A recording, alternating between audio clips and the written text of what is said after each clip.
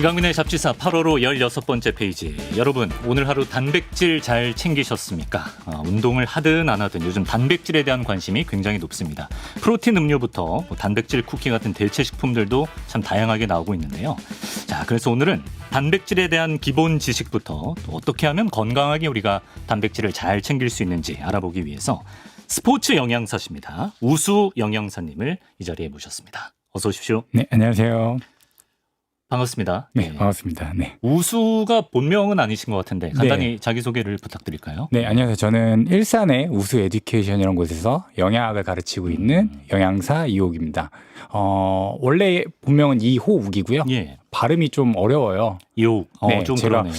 공무원 생활할 때 그 전화가 오잖아요, 민원인한테. 네. 그러면은 이렇게 이름을 얘기하죠. 뭐 안녕하세요 하면서 뭐 이옥입니다 이렇게 그렇죠. 얘기하면 누구라고요? 계속 그러세요. 그 보통 이제 민원인들은 담당자 성함을 확인하시는 날카로워져 있어요. 네. 그렇죠. 그래서 얘기하면 뭐 이옥이요? 뭐 이호 뭐요? 막 이런 식으로 하셔서 한두 번이지. 네. 사실 그거를 되게 좀 불편해했습니다. 그래서 제가 생각할 때 그것 때문에 아마 우수란 이름이 지어지지 않았을까. 우수는 무슨 뜻인가요? 우수는 정말 수미양가 할 때. 우수하다. 네, 그 우수입니다. 예. 네, 그래서 사실 공무원을 하면서 이제 커뮤니티 같은 데 생활을 할 때 뭐라고 얘기하기가 좀 그래서 우수라는 이름을 좀 가명으로 지었고요. 필명으로 지었고 나중에는 이제 얘기할 때 우수라는 말을 하면 사람들이 탁탁 알아들으니까 결국은 제 지금 본명보다는 필명이 거의 제 이름이 돼서 많은 분들이 물어보세요. 혹시 진짜 성함이 이우수세요? 라고. 네. 그러지 말란 법 없으니까. 네, 그렇죠. 저는 오늘 편하게 우수님이라고 부르도록 하겠습니다. 우수님께서 영양학, 특히 운동과 관련한 영양에 관심을 갖게 되신 좀 계기가 있었다고 들었습니다. 네, 원래 저는 문과 출신이고요. 뭐 흔히 문과 출신들은 경영학이나, 그렇죠. 아니면 뭐 경제학이나 이런 거 하죠. 정경학부 이런 거. 저도 그쪽이었습니다. 그래요? 네, 그러다가 이제 제가 군대를 가서 거식증에 걸려요. 거식증이에요? 네, 거식증에 걸립니다. 사실 정말 단순한 이유인데 제가 하고 있는 유튜브에도 어제 이제 영상이 올라갔는데 제가 거식증에 걸린 이유가 그때 당시 2002년, 3년, 4년에 스키니진이 유행을 했습니다. 네. 완전 딱 따라붙는 거. 딱 따라붙는 거. 그래서 당시 제가 휴가를 나갔을 때 남자애들이 그런 옷을 입고 있길래 내가 과연 저걸 유행을 따라갈 수 있을까? 이런 생각이 들어서 휴가 나와서 제대하면 저걸 입어야 될 텐데 그래서 제 다리가 좀 두꺼웠거든요. 그래서 그냥 무작정 뛰기 시작했습니다. 다이어트를 하기 시작했어요. 원만한 사회 복귀를 위해서. 네, 원만한 사회 복귀를 위해서 유행을 따라가기 위해서. 그러다 보니까 제가 군대 제대할 때 175인데 키가 몸무게가 48kg였어요. 키가 진짜 있으신데 48까지 내려갔어요. 48kg. 그리고 군대 제대하고 나와서 생활하면서 43kg까지 더 뺐습니다. 그럼 좀 건강에 좀 악영향이 있었을 것 그렇죠. 네. 그래서 결국은 쓰러졌고 눈을 떠보니까 무균실에 들어가 있었고 당시의 진단은 원인불명성 혈종양이라는 진단이었고요. 그래서 이제 부모님 아버지를 이제 골수 검사를 해야 된다라고 얘기를 하셔서 그때 이제 의사 선생님한테 실토를 했습니다. 사실 제가 음식에 대한 좀 잘못된 생각을 갖고 있습니다. 그랬더니 뭔가요? 하고 물어보시더라고요. 그래서 제가 음식을 이렇게 안 먹습니다. 라고 했더니 의사 선생님이 그래서 이제 자기가 얘기할 부분도 있지만 어떤 한 선생님을 모셔오겠다고 하더니 그때 임상영양사 선생님이 들어오셨어요. 임상영양사 선생님을. 그래서 그 선생님이 상담을 하고 나서 거식증 같다라고 하는 진단이 나왔고 그래서 이제 회복을 해보자. 그래서 회복을 하면서 자연스럽게 회복을 했습니다. 그러면서 이제 영양에 대한 좀 관심을 갖기 시작했고요. 사실 그 이전부터 운동은 계속 해왔고 운동을 워낙 좋아했기 때문에 그냥 영양학을 단순히 공부하는 것보다는 운동과 관련된 영양학을 좀 해보자, 접목시켜보자 라고 해서 공부를 그쪽으로 한 거죠. 이게 단순히 운동만 좋아하는 것보다도 영양에 대해서 정확히 이해하고 그에 맞는 습관을 들이는 게 중요하다는 걸 직접 체득하셨기 때문에 이 분야에서 지금 굉장히 활약을 하고 계신 것 같습니다. 그래서 오늘 저희가 우수님을 모시고 단백질에 대해서 특별히 얘기를 해볼까 하는데요. 일단은 조금 기본 상식을 쌓는 차원에서 단백질이란 성분은 어떻게 처음 발견이 됐으며 왜 이런 이름이 붙었는지 궁금합니다. 그 스타크래프트 하시나요 혹시? 예전에 혹시 거기 종족이 뭐가 있죠? 테란, 프로토스, 저그. 그렇죠. 근데 이름이 하나 익숙한 게 있지 않으세요? 프로토스. 프로틴하고 비슷하죠? 그렇죠. 같은 어원인가? 같은 어원입니다. 그래요? 이 프로토스라는 말은 그리스어인데요. 가장 우선의 가장 중요한 이런 뜻을 갖고 있습니다. 아. 네, 그래서 사실 이 단백질이라고 하는 말의 기원은 네. 뭐 1838년에 예. 그 네덜란드의 화학자인 요하네스 밀더라는 사람이 원래 처음에 발견한 거는 계란 남백이었어요. 그러다 남백, 우유, 그다음에 사람의 혈액 이런 데서 비슷한 유형의 성분이 있다는 걸 알아냈습니다. 그래서 그걸 생물이잖아요, 다. 예, 그래서 예. 우리 유기물이라고 하는데 유기물에서 나온 공통된 화학 물질이라는 이름으로 이름을 좀 처음에 지었습니다. 그때 이름을 지었을 때부터 가장 중요한 성분이라는 거는 좀 인지를 했나 보네요. 그렇죠. 근데 당시에 이제 밀더는 이 중요한 성분이라고 했을 뿐 이름을 명확하게 명명하진 못했어요. 아, 네네. 근데 그걸 보고 있던 이제 스웨덴의 생리학자 브루셀리우스라는 사람이 예. 이 사람이 이제 갑자기 그렇구나. 그리스어인 프로토스라는 말을 제안을 해서 프로틴이란 말을 지었습니다. 네. 그리고 사실 프로틴이라는 말 어원 자체는요. 네. 그 프로티어스라는 말에서도 나와요. 이 말이 뭐냐면 그 우리 바다의 신하면 누가 생각하시죠? 포세이돈이요. 포세이돈. 네. 포세이돈의 첫째 아들이 네. 이 프로테우스 신입니다. 아, 그렇군요. 네. 예. 그래서 이 삼지창의 첫째 아들은 변신의 귀재였거든요. 변신의 네. 귀재. 예. 기가 막히게 여러 동물이나 다른 물건들로 변신을 할 수가 있었습니다. 예. 단백질이 우리 몸속에서 그렇거든요. 변신의 귀재인가요? 네, 변신의 귀재입니다. 예. 그래서 여러 가지 것들을 만들 수 있어요. 뭐 효소, 호르몬, 근육, 그렇죠. 인대, 그다음 피부, 머리카락, 손톱, 발톱 이런 것들을 다 만들 수 있기 때문에 효소 호르몬도? 그렇죠. 그 변신의 귀재라고 해서 예. 그 말 어원이 거기서 나왔다고 보시면 될 것 같습니다. 이해가 쏙쏙 되는군요. 예. 저는 뭐 단백질 하면 사실 뭐 떠오르는 게 근육, 뭐 고기, 보충제 뭐 네. 이 정도가 떠오르는데 사실 이 아미노산 이제 그 중에서 필수 아미노산이 항상 좀 따라붙는 개념인 것 같거든요. 필수 아미노산이 정확히 뭔지 설명 부탁드립니다. 우리 몸의 단백질을 구성하는 아미노산은 20가지예요. 단백질을 구성하는 아미노산이 20가지입니까? 20가지. 네. 예, 예. 근데 그 20가지 중에 11가지는 몸에서 만들어낼 수 있습니다. 아, 예. 네. 예. 9가지는 몸에서 만들어내지 못합니다. 외부에서 섭취를 해야 그렇죠. 되나요? 외부에서 예. 식품을 통해서 섭취를 해야 되다 보니까 그 아미노산들은 꼭 우리가 식품을 통해서 먹어야 한다고 해서 필수 아미노산이라고 이름을 지었습니다. 아, 이게 필수 아미노산. 사실 식품은 포도당으로부터 다 만들어져요. 음. 포도당으로부터 만들어지고 그 포도당이 지방산으로 바뀌고 아미노산으로 바뀌고 네. 비타민으로도 바뀝니다. 예. 그 식물이 다 그걸 해내고 있고요. 네. 사람은 동물들은 그걸 먹어서 충족을 시키죠. 음. 그러다 보니까 다 바뀔 수 있어요. 근데 그러니까 아까 말씀드린 11가지 아미노산은 네. 포도당으로부터 만들 수가 있는데 9가지는 우리 몸에서 생성이 안 된다는 거죠. 그 11가지를 비필수 아미노산이라고 그렇죠. 하는 건가요? 비필수라고 합니다. 네. 그렇구나.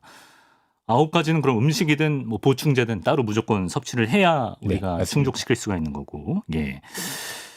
단백질이 왜 중요합니까? 예. 단백질이 정확히 우리 몸에서 어떤 역할들을 하는지도 소개해 주시면 좋겠습니다. 사실 다른 영양소가 완벽하게 그렇다고 말하기는 좀 애매하지만 탄수화물이나 지방은 우리 몸에 남지가 않습니다. 사실 이렇게 말하면 많이 좀 혼란스러우실 텐데 네. 사실 이들은 에너지원이에요. 에너지원이다 보니까 네. 그냥 간단하게 얘기하면 들어와서 홀라당 타서 열을 내거나 근육을 수축시키거나 이런 식으로 해서 에너지로 쓰입니다. 탄수화물과 지방이요? 그렇죠. 예. 근데 우리가 그걸 만약에 많이 먹어서 잉여로 남는다면 네. 체지방이라는 형태로 저장이 돼서 제가 그렇죠. 많이 남겨요, 제가. 그렇죠. 예. 그래서 사람들이 이제 체지방을 많이 갖고 있다 보니까 예. 지방이 왜 안 남아? 말이 안 되는데 이렇게 생각하실 수 있습니다. 근데 그들의 기능은 진짜 잉여 에너지로 몸에서 태워서 에너지를 쓰기 위한 기능일 뿐이에요. 예. 근데 단백질은 많이 남습니다. 여러 가지로 남습니다. 아까 말씀하셨듯이 근육이나 예. 머리카락으로도 남고요. 예. 피부로도 남고요. 몸의 모든 혈액 속의 물건을 움직이는 네. 이런 물질로도 남고요.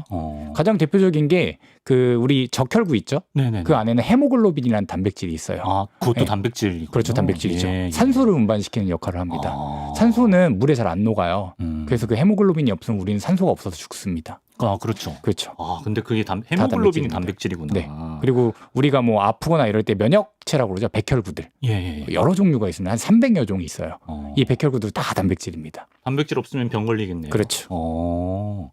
저는 아까 그 머리카락, 근육 뭐 이런 것들은 다 이해가 됐는데 호르몬은 좀 놀랐거든요. 네. 그럼 단백질이 우리 어떤 정신이나 감정에도 좀 영향을 준다고 볼 수 있나요? 당연합니다. 가장 그 분야에 가장 직접적으로 영향을 미치는 게 도파민이라는 호르몬이 있고요.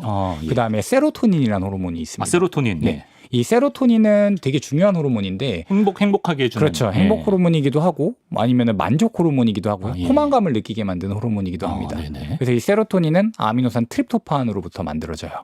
근데 이 트립토판이라는 아미노산이 네. 필수 아미노산이고요. 네. 식품으로 섭취했을 때 가장 획득하기 어려운 아미노산입니다. 그래서 양질의 식품을 단백질로 충분히 먹지 못한다면 세로토닌이 이제 잘 안 생길 수가 있어요. 물론 이거는 상당히 좀 과한 얘기인 것 같은데요. 예. 현대인들처럼 단백질을 지나치게 내가 뭐 작정해서 일부러 안 먹지 않는 이상 세로토닌 결핍이 될 만한 가능성은 흔치는 않을 것 같습니다. 우리가 웬만큼 먹는 걸로는 다 그렇죠. 채워지나요? 근데 이 트립토판으로부터 세로토닌으로 바뀌는 과정이 네. 거의 90% 이상이 장에서 일어나요. 장에서요? 좀 전문적인 용어를 쓰자면 네. 장에 장크롬 친화성 세포라는 세포가 있습니다. 예. 이 세포가 원래는 히스타민이라는 면역 물질을 내보내서 장에서 약간의 알러지 반응을 일으키는 그러니까 약간 1차 검역관이죠. 네. 이런 역할을 하는 세포인데 이 세포가 그 유산균을 이용해서 유산균을 좀 약간 뭐라고 하죠? 이용해 먹습니다. 이용해 먹어서 네. 트립토판으로부터 세로토닌을 만드는 역할을 하고 있어요. 네. 변신의 귀재네요. 변신의 기제죠. 그렇게 해서 세로토닌이 형성이 돼서 얘가 뇌로 도달을 하고요. 뇌에 도달하면 이제 많은 뭐 만족감이나 행복, 네. 포만감 이런 것들에 관여하는 역할을 하고 있습니다. 결국엔 아미노산 적정한 단백질 섭취 안 하면 우리가 뭐 우울해지거나 뭐 불안 증세를 보이거나 이럴 수도 있는 거죠. 그렇죠. 식욕도 폭발합니다. 식욕도 폭발하고. 네. 그리고 최근은 아니지만 그래도 근 20, 30년 동안 연구된 바에 따르면 네. 트립토판이 이제 밤이 되면 멜라토닌으로 바뀌어요.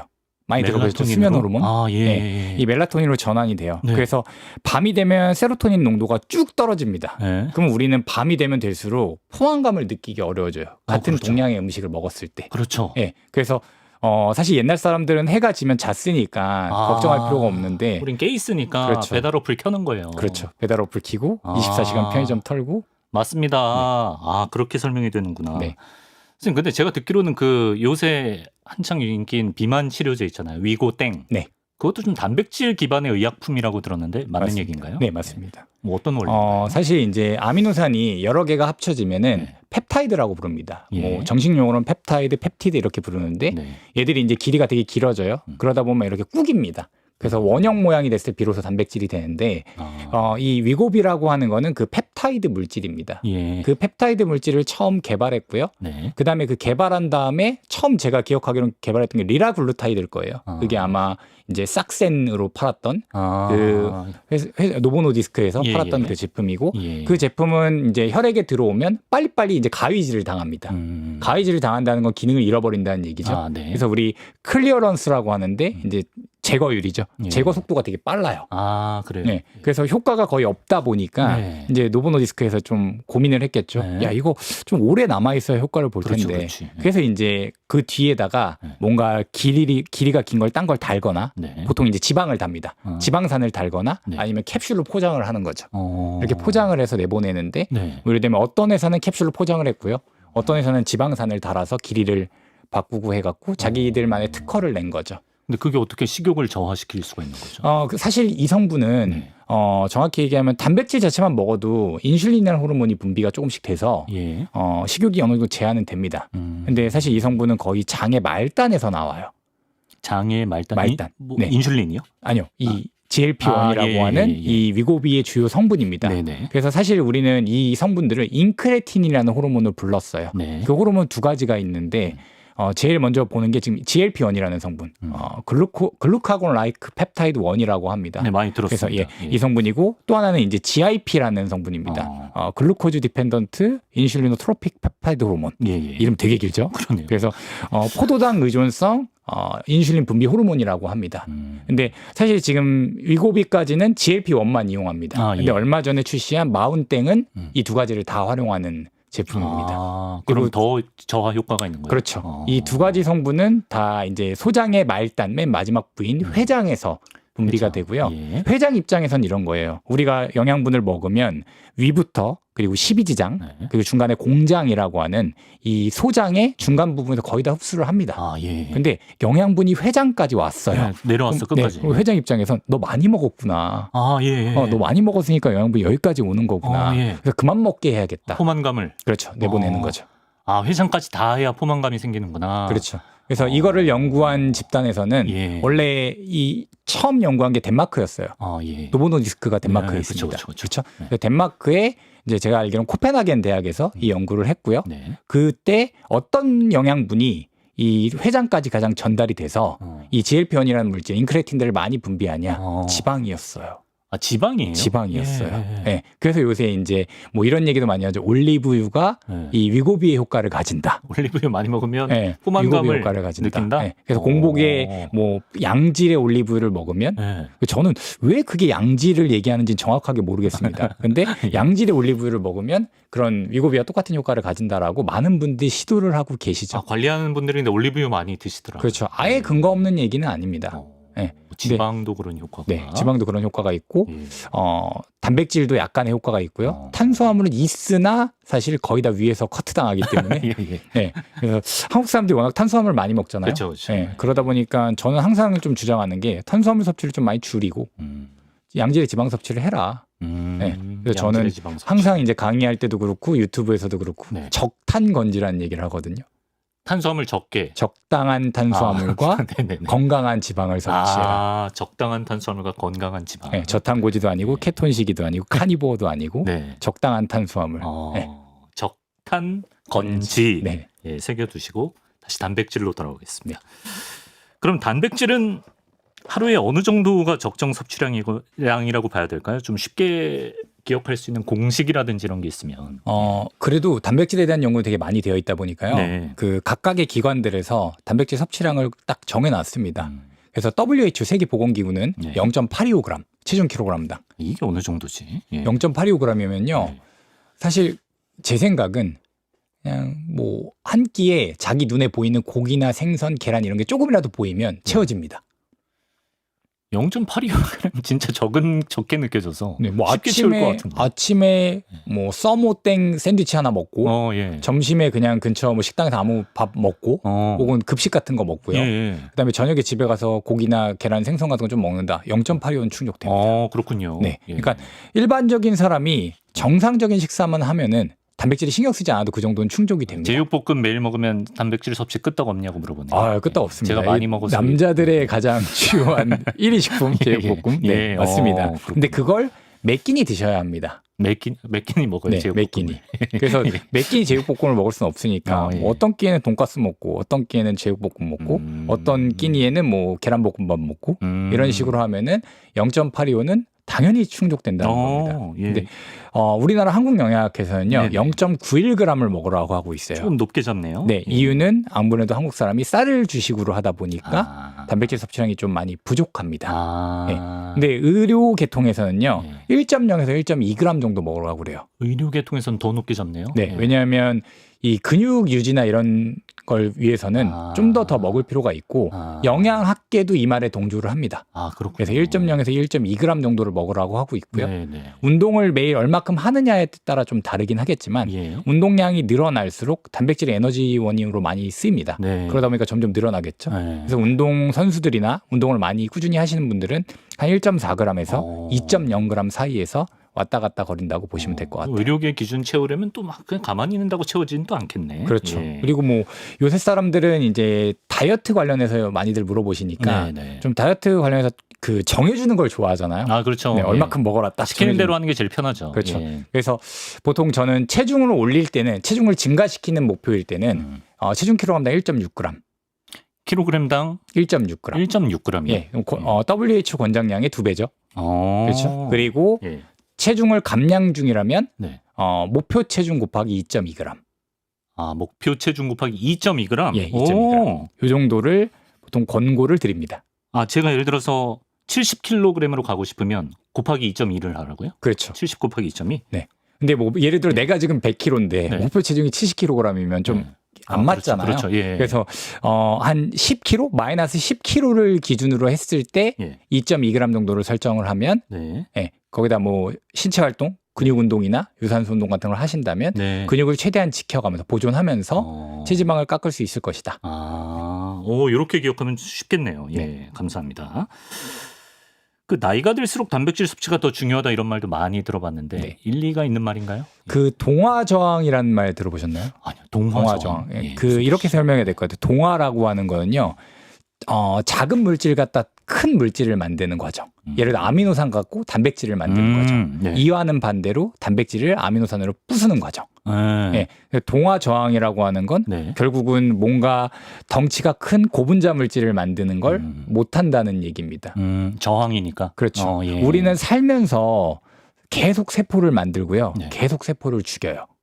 예. 살면서 사는 예. 과정 중에. 예. 그래서 그게 성장기 때는 아무래도 뭐 예상하셨다시피 네. 만드는 게 부수는 것보다 더 많으니까 네. 더 덩치가 커지고 성장하는 거고요. 예. 성장기가 끝난 이후로부터는 이제 마이너스와의 경쟁입니다. 생산이 떨어지나요? 그렇죠. 예. 얼마나 마이너스를 줄일 수 있냐의 아. 경쟁이라고 보시면 될 것 같아요. 그러니까 내가 성인임을 인정받은 순간부터 아 이제 난 노화와 싸워야 하는구나 이렇게 생각하시면 되는데 그 노화와 싸울 때 그게 유독 티가 나는 시간이 한 40대부터입니다. 아, 예. 예. 40대부터 티가 나고 그때부터는 은근슬쩍 이제 동화 저항이라는 게 생긴다고 보셔야 될 것 같아요. 근데 사실 40대부터 뚜렷하게 나타나진 않고요. 이제 보통 뭘 해도 나타나는 건 한 65세. 우리가 흔히 얘기하는 노년층에 들어서면서부터 예. 동화 저항이 많이 생깁니다. 예. 그러면 그때부터는 이제 이 동화 저항을 깰 수 있는 인풋들을 넣어줘야 합니다. 일부러라도. 그렇죠. 예. 그러니까 재료를 많이 집어넣고 합성화라는 신호를 많이 보내줘야 되잖아요. 그러다 보니까 운동도 꾸준히 하셔야 하고, 네. 그렇죠. 수면도 충분히 주무셔야 되고. 아, 참 이게 들을 때마다 자극이 되는데 또 아침 되면 귀찮아서 운동 가는 거 포기하고 참 그렇죠. 그럽니다. 예. 선생님은 평소에 단백질을 어떤 식으로 챙겨 드시나요? 보충제 같은 것도 드시는지 궁금하고. 가끔 먹습니다. 가끔요. 네. 예. 보통 운동 끝나고 먹을 때 있고요. 그 다음에 그래도 제가 생각하는 가장 많이 먹을 때는 고속도로 휴게소입니다. 고속도로 휴게소 뭐 드세요, 거기서? 고속도로 휴게소에서 뭐 셀렉스나 뭐 이런 거 더단백이나 이런 거 먹습니다. 예. 그 테트라팩 형태로 왜 들어있는. 고속도로 휴게소에서 드세요? 먹을 게 없어서요. 호두과자 드시면 안 되나요? 그런 것도 먹긴 합니다. 근데 이제 고속도로 휴게소에서 음식을 사 먹기보다는 예를 들면은 뭐 라면을 하나 먹고 그런 걸 먹는다거나 예. 아니면은 굴린 감자 같은 거 있잖아요. 예. 그런 걸 먹거나 아까 뭐 호두 과자 같은 거 네. 먹고 그런 단백질을 채우기 위해서 예. 그런 거를 먹습니다. 아무래도 뭐 저는 이제 부산 쪽을 되게 자주 가요. 아, 그러시군요. 부산 쪽을 자주 가는데 주로 운전으로 갑니다. 그러다 보니까 뭐 한 문경 휴게소쯤 꼭 서서 그걸 사 먹고 가는 편이죠. 단백질 맛 휴게소야. 예. 네. 문경 휴게소. 네. 예. 요새는 단백질 파우더부터 해서 프로틴 음료, 단백질 바, 단백질 쿠키 제품이 워낙 많지 않습니까? 네. 이런 제품 고를 때 이 점은 꼭 체크하시는 게 좋겠다. 좀 권장하실 만한 게 있을까요? 일단은 본인이 단백질을 먹기 위해서 먹는 건지 다른 영양분도 먹기 위해서 먹는 건지를 좀 고려하셔야 될 것 같아요. 아, 예. 그런 걸 도와주기 위해서 사실 식약처는 모든 식품의 뒷면에 영양성분표라는 걸 공시하고 있죠. 그렇죠. 표시하게 네. 되어 있죠. 네네. 그래서 제가 공무원 생활할 때 한 건데 그런 일을 네네. 하셨군요. 예. 그래서 그 식약처에서 그렇게 영양성분표를 표시하게 되어 있는데 그 뒤에 보면 단백질은 많고 지방과 탄수화물 거의 없는 제품을 먹을 것인지 아니면 탄수화물과 지방도 많은 제품을 먹을 것인지를 먼저 선택을 해야 되고요. 예. 그다음에 단백질이 주 목적이라면 그 단백질이 내가 원하는 단백질인가도 좀 생각을 해보셔야 될 것 같아요. 원하는 단백질, 원치 않는 단백질이 따로 있나요? 뭐 동물성, 식물성이 섞인 동물성, 것도 있고요. 식물성. 예. 동물성으로만 된 것도 있고 예. 식물성으로만 된 것도 있겠죠. 그렇죠. 근데 그냥 간단하게 좀 정리를 해드리면 예. 식물성 단백질이 뭐 품질이 떨어지거나 그러지는 않습니다. 그런 인식이 좀 있잖아요. 동물성 그렇죠. 단백질이 더 좋은 것 같고. 예. 근데 양으로 따지면 예. 식물성 단백질은 동물성 단백질을 먹을 때 더 많이 먹어야 됩니다. 그러니까 예를 들면 예. 동물성 단백질이 20g 먹을 때 예. 식물성은 한 25g 정도 드셔야 합니다. 최소. 그러니까 택 1 하면 되고 둘 다 골고루 섭취해야 되는군요. 네, 그렇죠. 아, 그렇게 해서 좀 예. 정리를 해야 될 것 같고 예. 저는 개인적으로 만드시는 분들한테는 좀 죄송하지만 국내 시장 소비 시장에서는요. 식품 시장에서는 음료 외에 그러니까 음료나 음료를 만들기 위한 분말, 네. 제형 외에 다른 단백질 식품류로 된 유형은 안 먹습니다. 그러니까 예를 들면 쿠키, 빵 그런 건 안 드신다. 이런 거로는 나온 걸 안 먹습니다. 왜 이유는 예. 보통 국내 제품들은요 대부분 다 대두단백 위주로만 판매합니다. 네네. 예, 그러니까 원료가 대두단백 위주로 되어 있다는 얘기예요. 예. 그런 이유는 대두단백이 싸서 그렇습니다. 저렴해서. 예. 그러면 그만큼 제품 가격이 저렴해야 되죠. 그렇죠. 그렇죠? 근데 사실 액상 제품보다 더 비싸거든요. 그렇지. 그렇죠. 네. 그런 이유로 손해 보는 느낌입니다. 대두단백이 안 좋아서가 아니라. 그렇죠. 예. 그리고 대두단백 그 자체로는 나쁘지 않은데 대두단백이 사실 대두단백만 드셔보시면 네. 역해서 못 먹습니다. 그러다 보니까 그 역한 맛과 그다음에 약간 떡져요. 그 약간 좀 심하게 얘기하면 물을 많이 탄 밀가루 반죽 같습니다. 아, 예. 예. 그래서 그걸 음료로 먹을 수 있게 혹은 이렇게 만들게 하기 위해서 뭔가 되게 많은 첨가물들이 들어갑니다. 안정제, 그다음에 맛을 내기 위한 성분들. 그 프로틴 음료 마실 때 그 약간 그 이물감이라고 해야 되나? 약간 걸쭉한 미끌거, 느낌. 예, 그런 그게 그건가요? 사실 그건 아니고요. 약간 아니에요. 그건 아니고 그거는 이제 유청단백질이나 유단백들을 만들 때 유단백은 물에 타면은 혹은 유청단백질은 물에 타면 약간 멀겁니다. 어떤 느낌이냐면 좀 약간 안 맞긴 하지만 정말 평양냉면 같은 스타일. 아, 그래요? 네, 근데 약간 우유의 기본적인 약간 비린 맛은 있겠죠. 근데 그렇게 맑습니다. 그래서 마시면 그냥 약간 비린 물 먹는 느낌이에요. 그러다 비눗물 같이 약간 이런 느낌이에요. 그러다 보니까 사람들이 그 느낌을 좀 싫어합니다. 그래서 그 느낌을 지우고 먹었을 때 조금 포만감, 그러니까 뭔가 묵직한 느낌을 주기 위해서 일부러 식물성 크리머 같은 걸 집어넣습니다. 아, 그렇군요. 네, 그러니까 약간 커피 믹스처럼 식물성 크리머 같은 걸 집어넣다 보니까 그 느낌이 약간 그런 이물감, 좀 약간 옅은 침 느낌, 이런 느낌처럼 날 수 있고요. 질문이 분리유청 단백질은 영양적으로도 좀 차이가 있냐고. 분리유청 단백질이요? 어떤 거랑 말씀하시는 거죠? 그 분리유청 요새 그렇게 많이 나온다는데요. 이렇게 얘기하면 될 것 같아요. 광고하는 제품이 있다. 분리유청 단백이 일단 가장 유청 단백 자체가 가장 그 단백질 시장에서 제일 많이 판매되는 성분이에요. 네. 근데 그걸 이제 농축하냐 분리하냐에 따라 좀 단백질 함량이 달라요.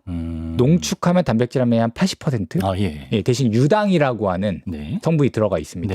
그리고 유지방도 조금 포함되어 있고요.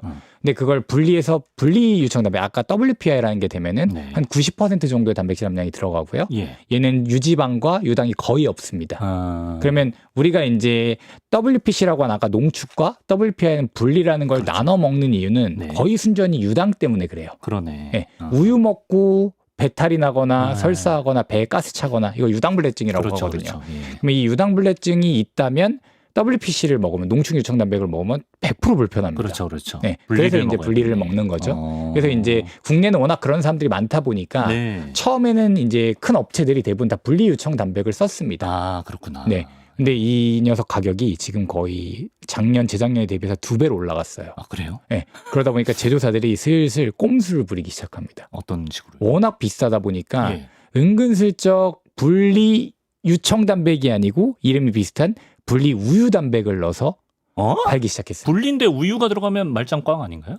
그렇죠. 근데 분리 우유 단백이면 유당이 그것도 적긴 합니다. 아, 적긴 적어요. 거의 안 들어가 있습니다.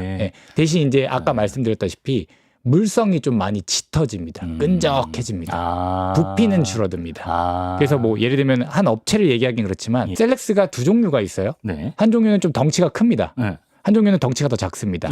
그 왼쪽에 큰 종류는 분리 유청 단백 제품이고요. 오른쪽에 덩치가 작은 건 분리 우유 단백 제품입니다. 근데 이제는 그 분리 우유 단백도 가격이 올라가서 비쌉니다. 그러다 보니까 거기에 수요가 많아져서 올라가는 거예요? 그렇죠. 수요는 늘고 원가는 점점 올라갑니다. 원가가 올라가는 이유는 이제 주요 생산국이 미국인데요. 미국은 이제 그 낙농업 규제 정책을 많이 펼치고 있습니다. 트럼프 정부 때부터 많이 했고요. 그리고 이제 트럼프 정부가 새로 들어서면서 트럼프가 두 번째잖아요. 그러니까 예전에는 규제를 하다가 이제 바이든 트럼프로 다시 돌아오면서 트럼프에서 이제 낙농업 규제를 하지 않겠다 이렇게 선언을 했는데 근데 문제는 그 선언을 하면서 또 하나 한 게 뭐냐면 해외 이제 불법 입국자들 규제를 하는 거예요. 근데 이 유제품이나 낙농업은 인력이 되게 많이 필요하거든요. 아, 그분들이 와서 했구나. 그렇죠. 원래는. 그분들이 했는데 그걸 못 쓰다 보니까 어쨌든 단가는 올라갈 수밖에 없습니다. 아, 이런 것까지 설명해 주시니까 이해가 잘 되네요. 네, 그런 쪽으로 해갖고 단가가 이제 2배로 뛰는 상황이 됐고 이제 올라가니까 덩달아 딴 쪽으로 수요가 몰리겠죠. 그게 분리유단백이었습니다. 그래서 분리유단백 가격도 올라갔어요. 그러다 보니까 이제 거기다가 대두단백을 같이 집어넣어서 대두단백을. 근데 사실 문제는 안 돼요. 문제는 안 되는데 소비자한테 알려야죠. 그렇죠. 알려야죠. 이거 아셔야죠. 그래야 안 선택할 때 알리고 고려를 해야지. 판매를 하는 게 문제죠. 그렇죠. 그렇게 광고는 많이 해대면서 알리진 않더라고요. 맞습니다. 알 권리를 위해서 이렇게 또 잡지사에서 중요한 정보를 알려주셨습니다. 요것도 궁금했습니다. 일각에서는 이제 단백질 음료를 무조건 차갑게 먹어야 된다. 왜냐하면 뜨겁게 먹으면 단백질 성분이 다 파괴가 된다. 이 말은 맞는 말인가요? 예전에 그런 괴담이 좀 많이 돌았어요. 괴담이군요. 예, 괴담입니다. 예. 제가 유튜브 콘텐츠 얼마 전에 그런 것도 다루긴 했는데 네. 이렇게 생각하시면 편할 것 같아요. 우리 고기 생으로 먹나요? 아니죠. 계란도 생으로 안 드시잖아요. 아니죠. 육회를 그렇죠. 먹어도 우리가 예. 그렇죠. 그러니까 네. 똑같습니다. 그렇죠. 이것도 우유 단백질이다 보니까 이미 그걸 분말화해서 혹은 액상으로 만들 때부터 이미 우유는 한번 열 처리를 하고요. 그렇죠. 우리 비살균 우유 먹지 않잖아요. 예. 저온 그렇죠. 살균 우유, 예. 파스텔 우유나 열 처리 아니면 무조건. 고온 예. 살균 우유를 먹죠. 예. 그리고 유청 단백질을 분말을 만드는 과정에서도 이제 스프레이 드라잉을 하기 때문에 열이 또 한 번 들어갑니다. 그럼 이미 이미 뭐 열 처리가 된 제품이라서 일리가 없는 얘기네요. 그렇죠. 예. 그러면 또 이제 그렇게 하시는 이유가 가장 또 대표적인 이유가 또 하나가 뭐냐면 네. 유청 단백질은 원래 물에 녹여서 먹으면 네. 그 소화관 특히 위장에서 빠르게 통과합니다. 물에 녹여서 먹으면 네. 빠르게 통과한다. 위장을 빠르게 네. 통과하다 보니까 네. 혈액으로 소화돼서 들어오는 속도가 빠르다. 예. 그럼 혈중 아미노산 농도를 빨리 올려준다. 그게 장점이었어요. 그래서 그렇게 가열해서 뜨거운 물에 먹거나 뭐 빵이나 쿠키 같은 데서 넣어 먹으면 안 되지 않느냐. 그러면 그 장점이 사라질 거 아니냐. 잘못 생각하시는 게 자 질문 하나 해볼게요, 아나운서님. 네. 고기를 생으로 먹는 거랑 익혀 먹는 거랑 뭐가 소화가 잘 되세요? 잠깐만. 육사심이랑 예. 그다음에 구워 먹는 거랑. 깊게 생각해 보지 않았는데. 무슨 구워 먹는 게 잘 되는 예, 것 같은데. 구워 먹는 게 소화가 훨씬 잘 됩니다. 예. 그래서 인간은 구워 먹어요. 그렇죠. 그렇죠? 네, 저도 우린 구워 인간이고. 먹습니다. 예. 그래서 예. 보면은 그걸 이제 유청 단백질을 재가공을 하는 거예요. 쿠키나 빵으로 내가 베이킹을 해서 네. 먹는다고 치면 열 처리를 한 거죠. 그렇죠. 그럼 네. 변성이라는 게 됩니다. 우리가 고기를 굽듯이 예. 변성이 된다는 건 소화가 더 잘 된다는 얘기예요. 예. 예. 그러니까 소화가 잘 됩니다. 네. 반대로 물에 그냥 찬물에 태워서 이렇게 섞어서 먹으면 네네네. 변성은 안 됩니다.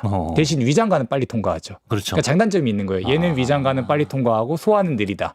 얘는 위장관에 늦게 통과하고 소화는 빠르다. 네. 그래서 비교를 한 실험이 있습니다. 네. 실제 거의 비슷하게 혈중 아미노산이 반영됩니다. 그래요? 그 장단점이 서로 뭐 상쇄되고 해서 차이가 없다는 결과적으로는 얘기죠. 네. 그렇구나. 그래서 결론은 네. 걱정 말고 드셔라. 속 시원합니다. 예. 단백질 대표 식품들이 있습니다. 뭐 닭가슴살, 두부, 달걀 뭐 이런 것들. 우리 우수님이 꼽는 가장 균형 잡힌 단백질 식품이 있을까요? 고기입니다. 고기를 네. 꼽으십니까? 네. 사람 몸에는요 2가지 단백질이 가장 많습니다. 첫 번째가 콜라겐. 콜라겐. 네, 콜라겐. 피부, 머리카락 뭐 이런 것들 다 콜라겐이에요. 한 20%, 25% 정도 됩니다. 예. 근데 사실 콜라겐이 많다고 하면 사람들이 오해를 하세요. 이게 콜라겐 광고가 될 것 같으니까. 그렇죠? 예. 근데 콜라겐은 사실 식품으로 먹을 필요가 없습니다. 그래요? 네. 왜죠? 왜냐하면 우리가 먹는 고기, 계란, 뭐 생선, 우유, 두부 충분히, 이런 것들 먹으면 콜라겐 알아서 합성합니다. 그렇군요. 근데 그런 광고할 때 이런 식으로 광고를 파시는 분들이 우리 몸에 제일 많은 단백질이 중요한 단백질이니까 식품으로 그걸 먹으면 많이 먹어야 된다. 네. 제가 이렇게 물어볼 거예요. 소 간을 먹으면 우리 간이 되나요? 아니요. 아니잖아요. 네, 아니겠죠. 그렇죠. 똑같은 원리인데 왜 그렇게 생각들을 하시는지 모르겠어요. 그러네. 그렇죠. 그래서 콜라겐을 먹으면 피부가 좋아져요? 아닙니다. 그냥 당신이 단백질을 적게 부족하게 먹기 때문에 피부가 나빠진 겁니다. 나 지금까지 콜라겐 먹을 때 피부 좋아질 거야 하고 먹었는데. 그렇죠. 그런 생각이 아주 단가가 저렴한 콜라겐을 비싸게 팔아먹을 수 있게 만드는 고부가 가치 산업을 만들어주는 그렇죠. 여러분들의 눈먼 주머니를 털어간다는 얘기죠. 네. 고기를 꼽으셨네요. 고기 그 육종은 상관없나요? 상관없을 것 같아요. 그래요? 네. 그래서 뭐 만약에 치아 문제가 좀 있으시면 아무래도 좀 중력작용을 덜 받기 때문에 바닷속에 살면 중력작용을 덜 받잖아요. 예. 네, 생선은 좀 부드럽습니다. 단백질 구조가 좀 연하죠. 생선 드시면 되고. 연한 고기 드세요라고. 네. 중력작용 이런 말씀하시니까. 예. 문과 출신이시라고 하셨죠 원래는. 네, 원래 문과입니다. 네. 대단하십니다. 운동하시는 분들이 가장 두려워하는 게 근손실이라고 하죠. 예, 근육을 갉아먹는 최악의 습관이나 음식이 있다면 어떤 최악의 습관은요. 잠을 안 자는 거고요. 잠 안 자는 거. 네, 잠을 안 자는 거. 왜냐하면 회복이라고 아까 말씀드렸다시피 세포가 성장하고 세포를 빠개고 부수고 새로 만들고 이런 과정이 제일 많이 일어나는 건 사실 잠잘 때입니다. 우리 뭐 에너지가 좀 남아야 뭘 하죠. 그렇죠? 그래서 제일 중요한 건 잠을 부족하게 자지 않는 거. 충분한 수면. 운동하신다고 자꾸 운동하려고 잠을 희생하세요. 밤새 운동하시나요? 그렇죠. 예. 이런 분들 좀 자제해 주셨으면 예. 좋겠고요. 저한테 말씀 안 하셔도 됩니다. 예. 너무 늦게 운동하는 거. 예. 이런 거. 예. 이런 건 좀 그렇고. 네. 두 번째는 아무래도 단백질을 부족하게 먹는 거겠죠. 그렇죠. 운동 열심히 하고 단백질 부족하게 먹는 거. 혹은 운동 열심히 하고 굶는 거. 예. 네, 이런 행동만 좀 피해 주시면 제일 좋을 것 같습니다. 네. 사람에 따라서 이 사람은 좀 동물성 단백질이 더 잘 맞고 이 사람은 식물성 단백질이 더 잘 맞고 이런 식으로도 생각해 볼 수 있나요? 사실 그런 건 없는 것 같아요. 없습니까? 네, 없는 것 같은데 이런 기준은 있습니다. 네. 사실 근육을 증가시키기 위해서 혹은 체조성을 좀 잘 구성하기 위해서는 동물성 단백질 섭취량의 비중을 올리는 걸 추천을 합니다. 근육을 네, 위해서. 그래서 보통 한 3분의 2는 동물성, 3분의 1은 식물성. 예. 보통 영양학계에서는 이렇게 얘기를 합니다. 네. 근데 일본 국립암센터에서 어르신들을 대상으로 암 예방을 위해서는 식물성 단백질 한 3분의 2, 동물성 단백질 3분의 1 정도 먹으라고 권고를 하고 있습니다. 그래서 암을 생각한다면 뭐 식물성이 3분의 2, 동물성이 3분의 1 네. 이렇게 하는 게 좋을 것 같고요. 네. 젊은 분들이 네. 내 체조성을 몸 잘 만들 때. 그렇죠. 그리고 뭐 어르신들조차도 네. 사실 활동을 하시고 근육을 좀 유지하고자 싶으신다면 네. 동물성이 그래도 절반 이상은 드셔야 하지 않을까. 네, 그런 생각을 해봅니다. 네. 몸에 나쁜 해로운 단백질도 있습니까 혹시? 해로운 단백질이요. 굳이 해로운 단백질이라고 한다면 네. 한 가지 식품만 먹는 거. 네, 편식이네 편식. 한 가지 편식만 하는 거고 그 편식이 만약에 콜라겐이면 가장 안 좋습니다. 콜라겐이면 가장 안 좋다. 단백질의 품질을 평가하는 지표가 있습니다. 예. 네, 그 지표에서 0에 가까운 게 콜라겐입니다. 그래요? 반대로 소고기, 돼지고기, 닭고기는 100입니다. 영양적으로는 콜라겐이 사실상 뭐 거의 마이너죠. 네. 예. 피하는 콜라겐 뭐 우리가 먹는 건 주로 그런 거잖아요. 돼지 족발, 껍데기 쪽, 예. 아니면은 돼지 껍데기, 예, 뭐 그렇죠, 닭발 그렇죠. 이런 예. 거 그냥 술안주나 취미로 약간 뭐 간혹 입을 달랠 용도로 드세요. 그 주력 단백질 식품으로는 좋은 게 아닙니다. 예, 잘 알겠습니다. 단백질 섭취하는 타이밍에 대해서도 설명해 주시면 좋을 것 같은데 뭐 많이 하는 얘기는 이제 운동 후 30분 이내, 뭐 2시간 이내 먹어야 된다 이런 얘기도 있지만 아니다 운동하기 전에 먹어야 좋다. 뭐 이런 얘기도 있고요. 어떤 방식을 추천하시는지. 가장 좋은 건 일단은 운동 후입니다. 운동 후에 드시는 게 좋고요. 사실 운동 후에 몇 시간이 지나도 먹으면 상관은 없습니다. 그래서 꼭 뭐 보충제 하면서 운동 직후에 그 샤워실이나 아니면 그 센터 안에서 어떻게든 먹지 못하면 스트레스를 받을 필요는 없습니다, 사실. 뭐 한 2시간 있다 먹어도 되고. 네, 집에 가셔서 식사를 하셔도 되고 샤워하고 나와서 근처에서 식당에서 고기 섞인 밥을 드셔도 됩니다. 예. 네, 그건 문제가 되지 않습니다. 근데 이제 옛날부터 단백질 보충제 회사가 많이 팔아먹기 위해서 그런 얘기들, 뭐 기회창이라는 얘기를 하면서 말이 좀 그럴싸하잖아요.